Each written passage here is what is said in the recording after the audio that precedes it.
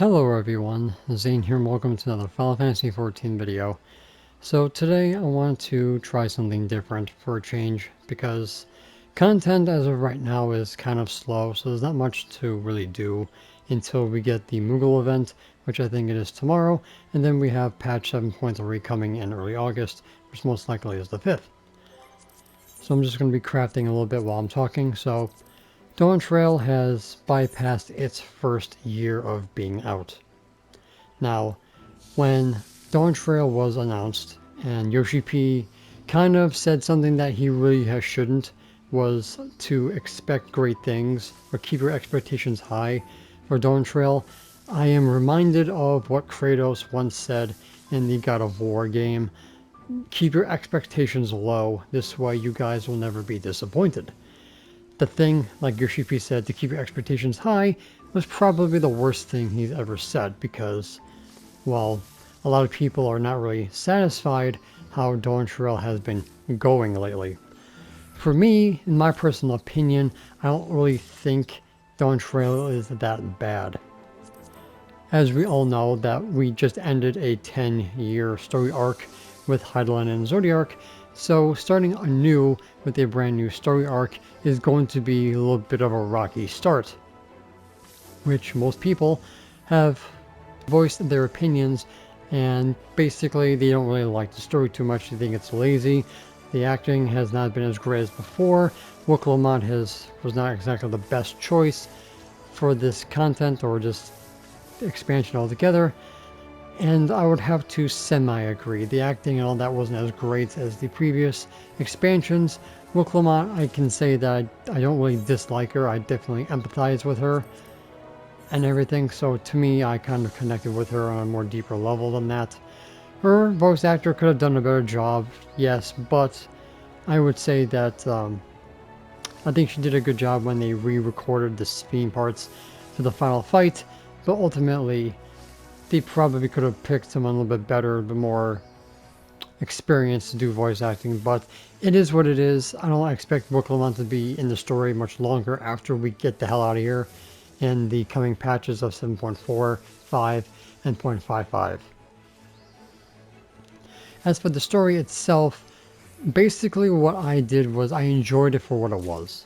Okay, I didn't have a problem with the whole like Pokemon journey thing, going to each zone and just getting these little badges for her stones to get into the Golden City and stuff like that. I thought it was cute. I didn't really bother me as much. When it comes to the story of a new arc, I kind of let it just be what it is and just accept what it is, you know.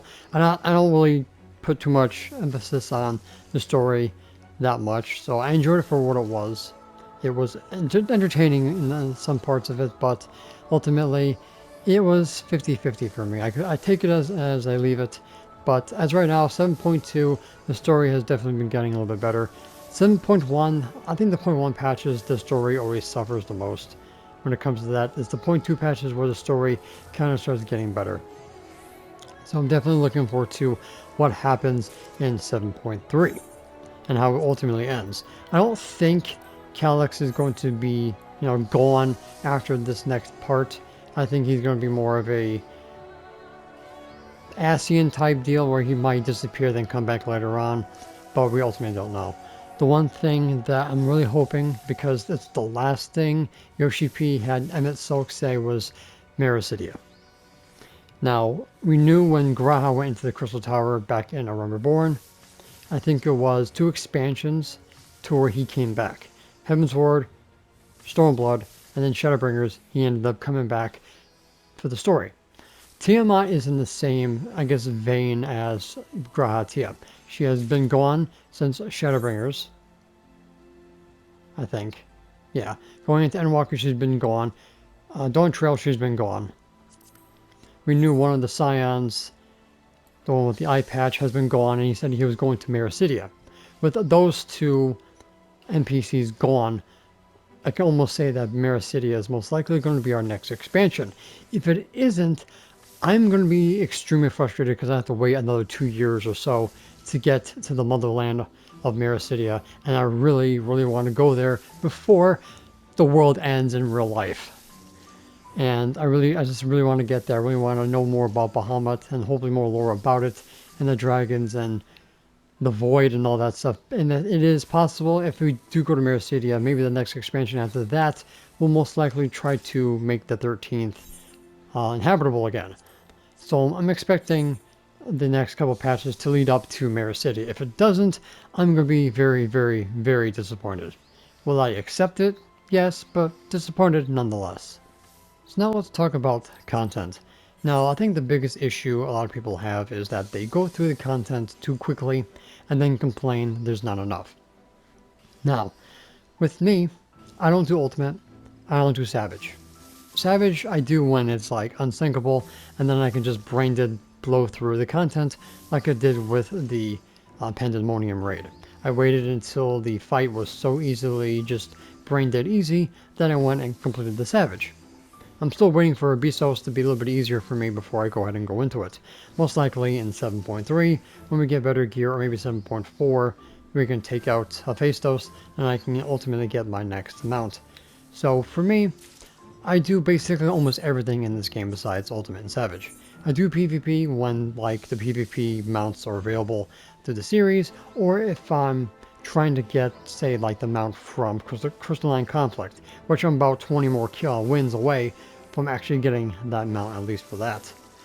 But I craft, I gather, I did the Chaotic raid, which thankfully was quickly done, because if I still didn't get my Cloud of Darkness, I'd probably be bashing my head against the wall trying to get it still. Thankfully, I ended up getting it pretty early, and then I got the glamour that I wanted, got everything from it because most of it was, you know, buyable off the market board. But when it comes to everything else, like the Occult Crescent and the Crescent Exploration, I did it ad nauseum, and I basically completed everything except for Tower. Now granted, I still have a lot of point farming to do in the Cosmic Exploration, but for me, Cosmic Exploration was better than Occult Crescent, in my opinion, because with the Occult Crescent, we had Eureka, we had Boja, so I knew what to expect from the Occult Crescent, and we'll get to Occult Crescent in just a little bit. Cosmic Exploration is the opposite of Ishgard Restoration and the Diadem. Basically, Ishgard Restoration was just craft, gather, and done. There was no really other incentive to do Ishgard Restoration except for the mounts, which thankfully I ended up getting. But other than that, it was just basic craft, gather, just like we had in the previous. Cosmic Exploration, what did they add in to make it different from Ishgard Restoration?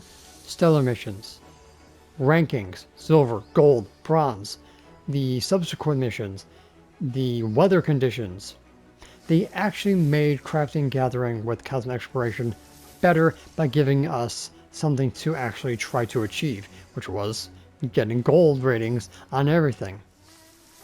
And I think that's what we ultimately needed that we did not get with Ishgard Restorations, a reason to keep coming back to it. Now, I have not gotten all gold on everything. I still have A3 missions that I cannot do gold on unless I have extremely good RNG on it. I'm not going to get it anytime soon until we get better gear, and most likely I'm not going to end up doing them still until we get into 8.0. But there's something that we can look forward to, and we got other planets we have to go to that we have to get gold on everything to get an achievement for all that. Then of course we got new rewards and stuff like that. And then of course the reskinned mech mount that's basically kind of lazy to get, but hopefully they add in other mounts that we can get from like the roulette wheel and of course the cosmic credits and all that. But Cosmic Exploration is what I ultimately wanted somewhat for endgame crafting and gathering, not just doing scripts and then passing in for loots and materia, yada yada yada. They actually gave us something to work towards and then come back to if we are not equipped to do it, you know, like I said, getting the gold rating on A3 missions. And because some of the missions were tied with the actual progress of the hub and the area, it definitely had its replay value. So I definitely would liked the Cosmic Exploration over the Occult Crescent because they actually changed how things were from its previous predecessors. Now on to the Occult Crescent. Now, I know I didn't say this earlier, but I'm just talking off the top of my head, so if I kind of stutter a little bit like that, you'll understand why. It's not something that I like or I'm doing something that I know what I want to say. This is basically my opinions coming out raw, coming off the top of my head, so bear with me here. So the occult crescent. I was really disappointed with how it came out. Also, this is something I kind of wanted to talk about, so I figured I'd add this in. The occult crescent for me was very disappointing. Mostly because, number one, I expected it to be something different, but yet taking the best of Eureka and Boja. But I feel like they didn't do that. They did not take the best parts of Boja or the best parts of Eureka from it. Why? Because the best parts of Eureka were the bunny fates, the rewards. They were much better in Eureka because you had the Logos actions, so the rewards from the chests were more valuable. Now, they said that they kind of were a little bit too generous. I'm like, really? Like, getting 100,000 gil out of a gold chest wasn't generous. It was really hard to get a gold in Eureka from the bunny chests. You always would get bronze, and you always would get silver. Now, 10,000, 25,000 gil was, pretty generous, but I think they did a pretty good job with the gil amounts from Eureka bunny chests. In the occult crescent, I think what they did was a little bit too much. Dropping gold from 100,000 to 30k, that's like a 70,000 gil drop. A little bit on something that they really shouldn't have done. I think 50,000 would have been better. Number two, dropping 10,000 to 1,000 gil on bronze.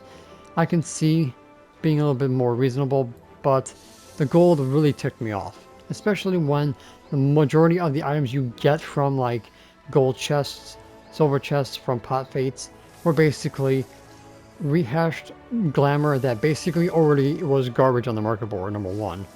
Number two, freaking ribbons were basically like 99% of what dropped. And materia, battle materia. Battle materia, I can see was a good idea because we do need battle materia, and battle materia does sell for a lot of gil. And unfortunately, because of the fact that they're always dropping in chests, I can now understand why the battle materia dropped considerably. Now, unfortunately, I had to cancel my current gil guide because the materia, unfortunately, bombed from what I was when I started selling it, but that's just another story. But back to the occult crescent. The rewards were not very thought out. They were absolute trash. You took what was already dead on the market board and you made it even more deader. Okay? The fact is that majority of the minions that we got were basically already blasted on the market board, so there was absolutely nothing of value from the occult crescent. The carrots, they had like less than a 1% drop rate, even though I ended up getting 3 like on day 1. The esoteric gold pieces, you barely see those. I think I've seen like 2 in the whole entire month that we had this content coming out. But like I said, the rest of it was just absolute rehashed garbage. And that most people are selling less than vendor, which is another gripe that I have. But ultimately, they really could have done better. They really could. Because the phantom jobs were basically not Logos actions or the lost actions, they had to figure something to put in those treasure chests. So they stuck ribbons, useless glamour, and useless minions. Now let's talk about the phantom jobs. Now, I definitely would think that they could have done better with the phantom jobs. Number one, most of them have absolutely garbage tier abilities. Okay, majority of them are, I would say, more support than anything than actual doing damage. At least with Eureka and Boja, a lot of the actions basically jacked up our strength. Okay, like with the duels. You go in as a white mage, you go in as a summoner, you go in as a red mage, you go in as a black mage. You can decimate the duels within seconds. Okay, so with the actions there, they were more universal. With the ones in the occult crescent, majority of them were just basically more used in the Fork Tower than practically used in the outside of the Fork Tower. Okay, so like each job I think had their kind of strengths. Like Geomancer's strength was in its floatability for the stone critical encounter. Just use suspend and you can dodge everything except for the laser beams. But other than that, you basically just face rolled that critical encounter.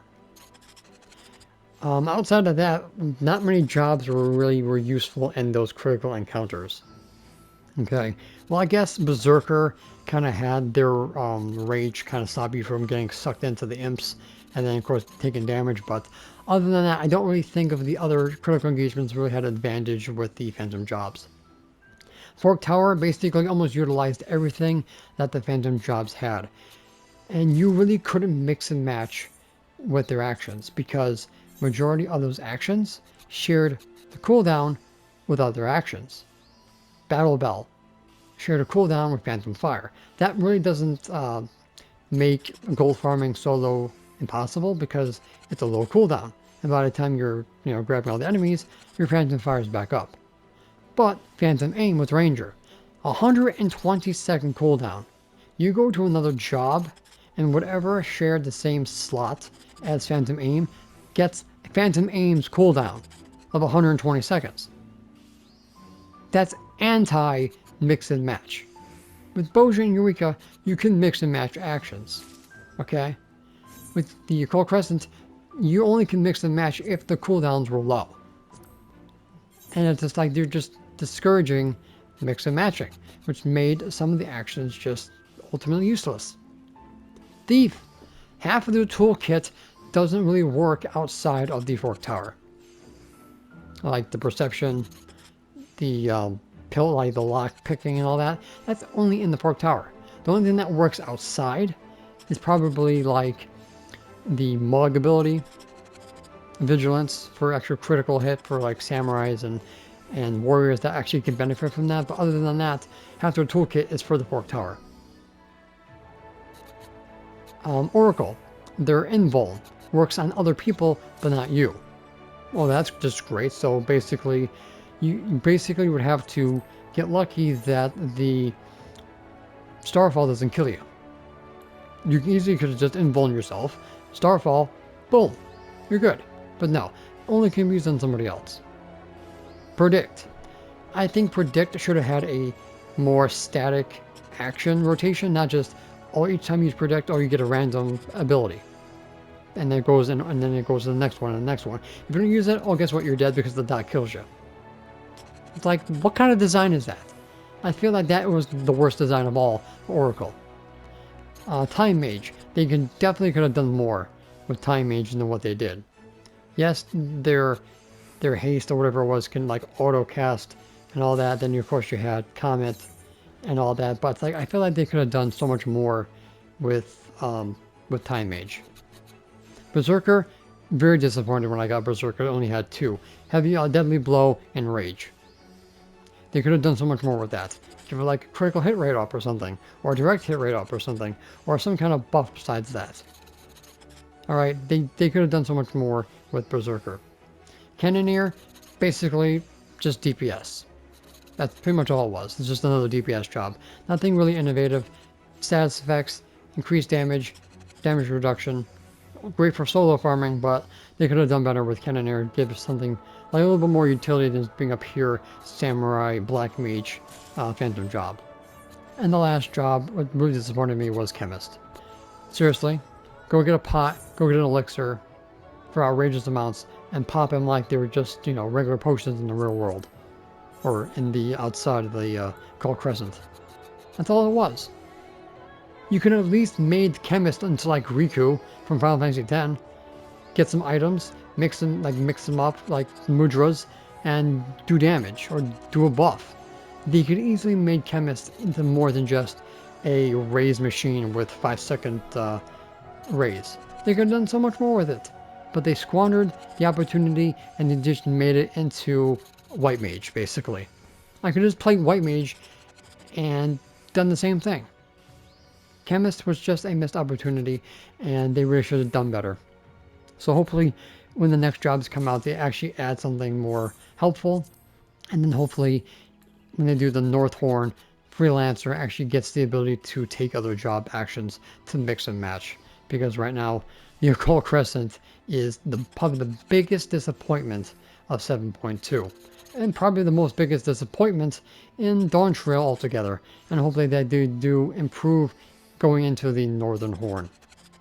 So next, I kind of want to touch upon the dungeon slash fight design of the dungeons, trials, and stuff like that.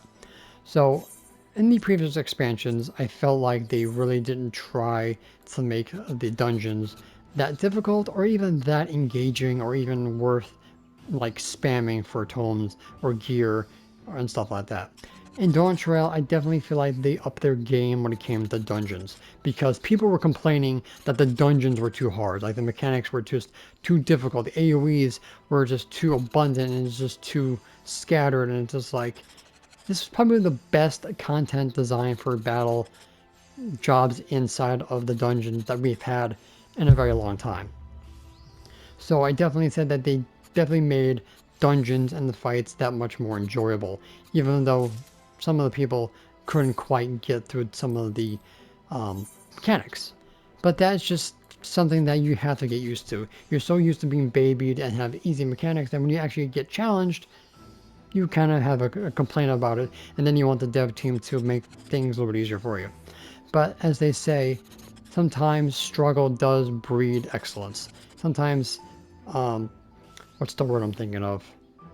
Sometimes hardships do make you stronger in the end, I guess I'm trying to say. And I was very happy of the boss design. The music has been phenomenal. The dungeon designs have been phenomenal. I definitely say I have not had a dungeon that I have not liked. Okay, usually in every expansion, there's a dungeon I could not like or couldn't stand. Dawntrail, there was not a dungeon that I was like, ugh, I have this again. It's like, oh, I have this again. Awesome, I love the content, I love the dungeons, and they're definitely making it a little bit better and more enjoyable to run. So, definitely a thumbs up for dungeon design. Music has been great, and definitely looking forward to whatever dungeon designs that we get in the coming patches. Let's go a little bit deeper into the crafting and gathering. So, Botanist and Miner got shafted, in my opinion.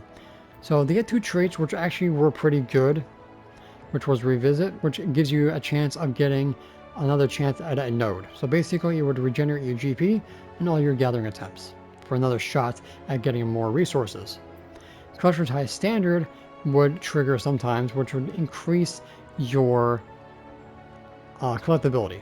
So Brazen would give you 100% of its increase, and then also would increase your chance of getting the buff as well as your gathering attempt saved.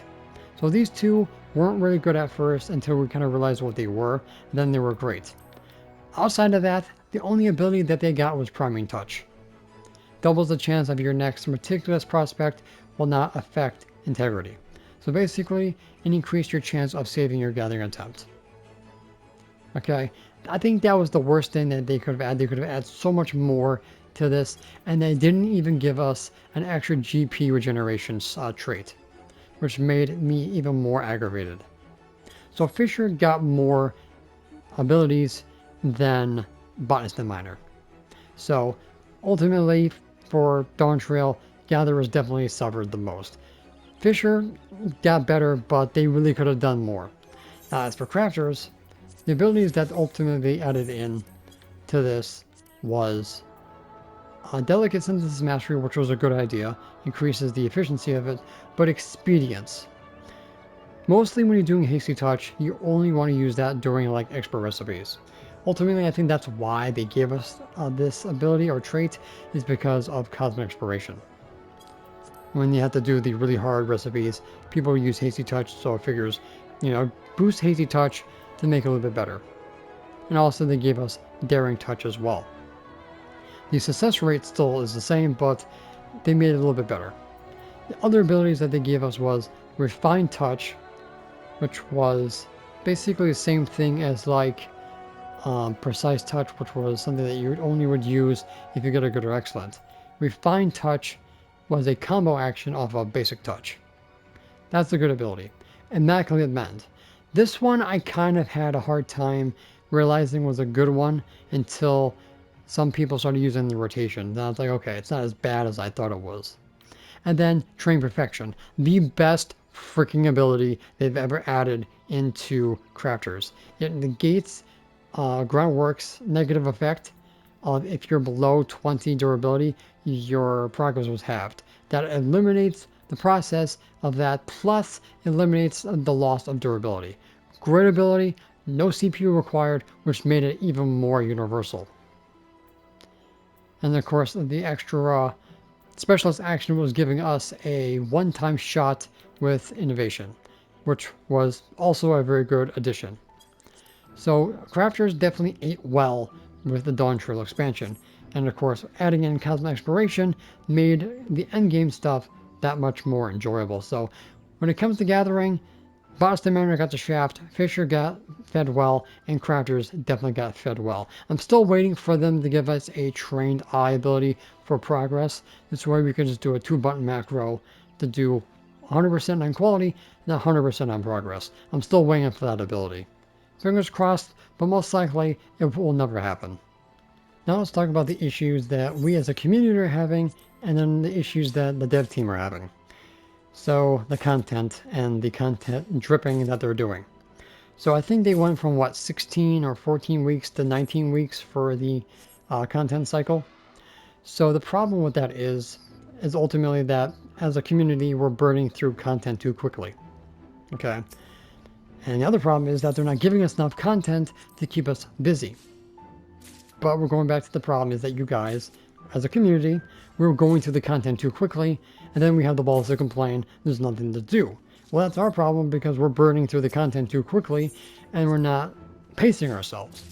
I'm guilty of that because I did cosmic exploration for I think 2 or 3 weeks straight because I had to make content out of it, and I did the occult crescent 2 weeks straight because I needed to make content out of it. But that's my problem. And it's a problem as a content creator, obviously. But for the dev team's problem is that they didn't give us this content soon enough. And they didn't make it long lasting. I feel like the 20 levels of the occult crescent wasn't enough. They should have made it take longer to level, which means that we would spend more time in the occult crescent. I feel if they made the fates take longer to spawn, maybe would have more time in it. If they give us more worthwhile rewards, then I would probably say we'd have more time in the occult crescent to make that content last.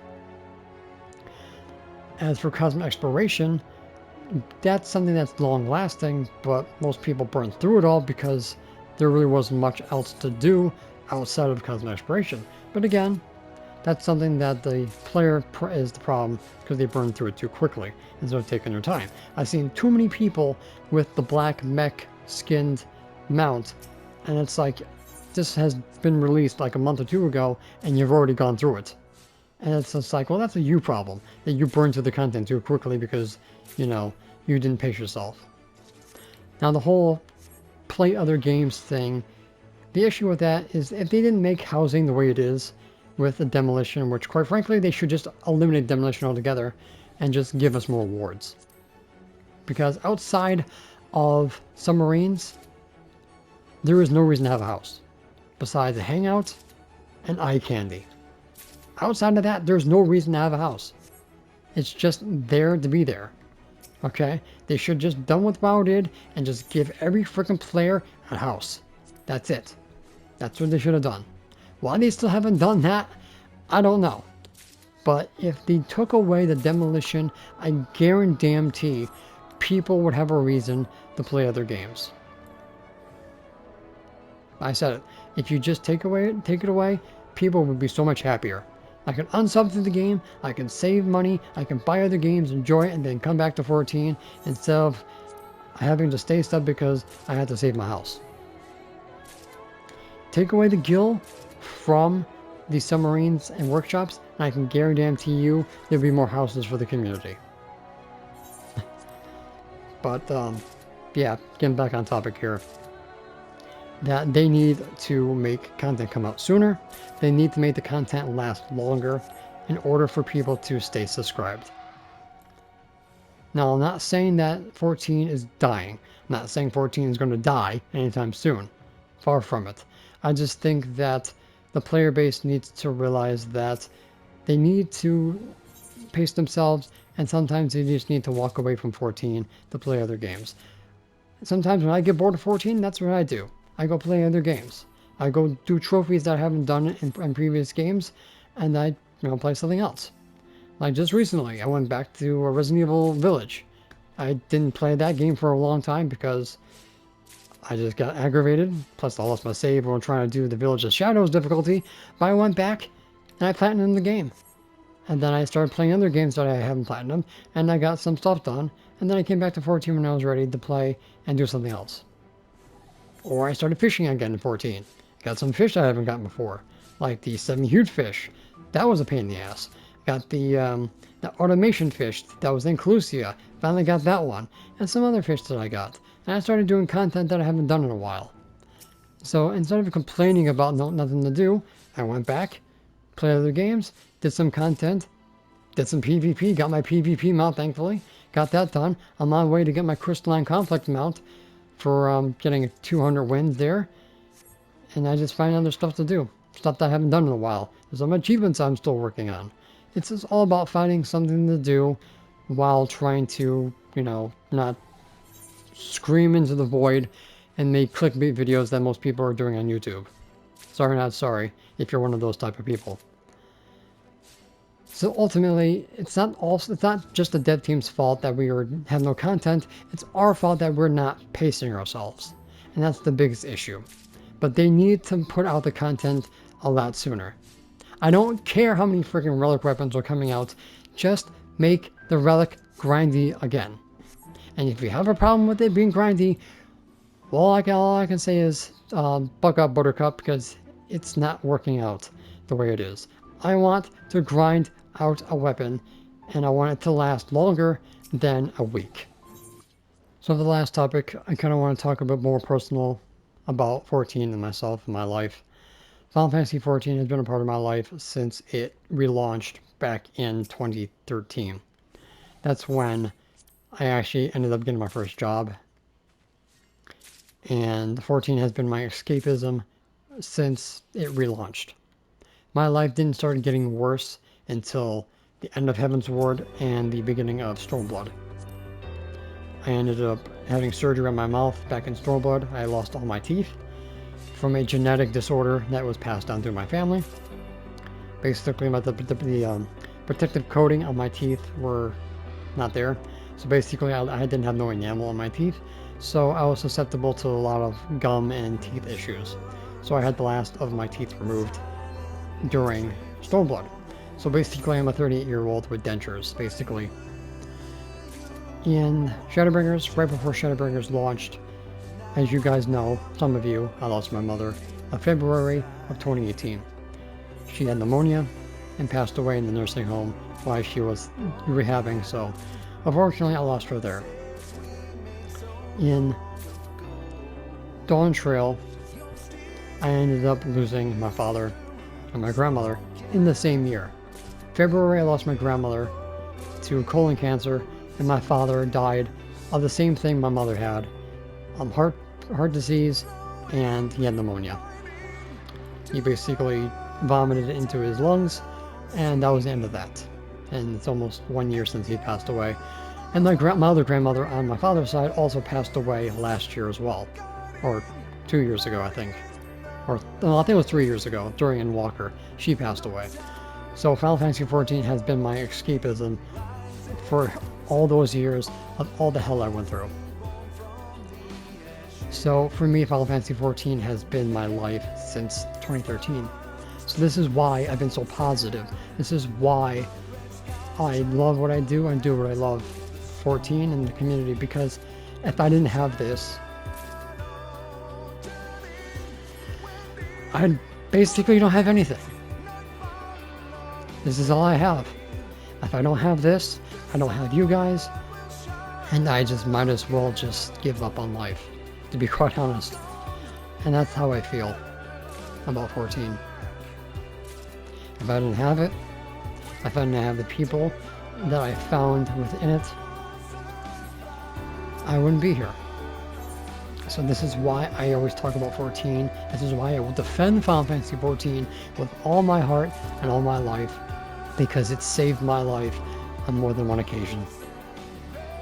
That's why I can talk about it so positively, and that's why I will defend 14 till the day I die, or the day I quit, or the day that Final Fantasy XIV goes offline. And that is my personal opinion about 14 and why I love it so much and why I can always stay so positive while everybody else is so negative. Okay, so basically that's all I want to talk about for Final Fantasy XIV. This has been basically on my mind for a long time since Dawntrail began. A lot of people have been giving their opinions about Dawntrail and 14 in general, so I figured I'd give my 2 cents as well. There will be timestamps for everything, if I can remember that. So thank you guys for watching. Don't forget to check out my channel for more Final Fantasy XIV content, and I will see you guys in the next one. Take care. Take care of yourself. I love you all, and I'll see you soon.